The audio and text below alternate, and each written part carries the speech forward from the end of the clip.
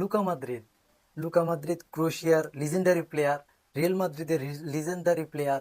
39 বছর বয়সে এসে তিনি ক্লাব পরিবর্তন করেন।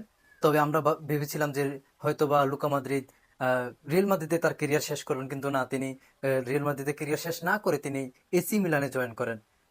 যা ভিত্তিমূল্য ছিল ফ্রি এজেন্টে তিনি এসি মিলানে জয়েন করেন, কিন্তু তার মার্কেট ভ্যালু ছিল 4.4 মিলিয়ন ইউরো। তো একটা জিনিস খেয়াল করবেন, রিয়াল মাদ্রিদে লুকা মদ্রিদ তার সর্বোচ্চ দিয়ে খেলেছে। তিনি মিডফিল্ডে তিনি তার যে আধিপত্য ধরে রেখেছিল, সেই 2008 সালে তিনি জয়েন করেন।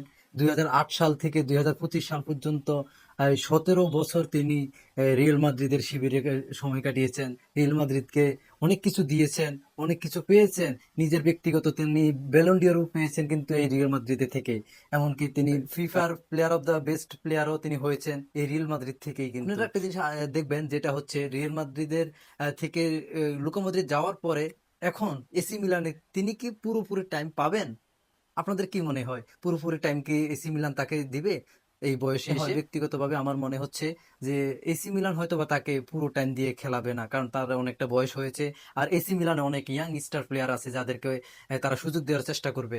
এখানে রিয়াল মাদ্রিদে যেভাবে তাকে সুযোগ দিয়েছে, হয়তোবা এসি মিলান তাকে ওইরকম ভাবে সুযোগ দিবে না। আপনাদের কি মনে হয়? আপনাদের বক্তব্য আপনারা অবশ্যই জানাবেন কমেন্টে, দেখে আমরা আবার রিপ্লাই আপনাদেরকে ভিডিও দেওয়ার চেষ্টা করব।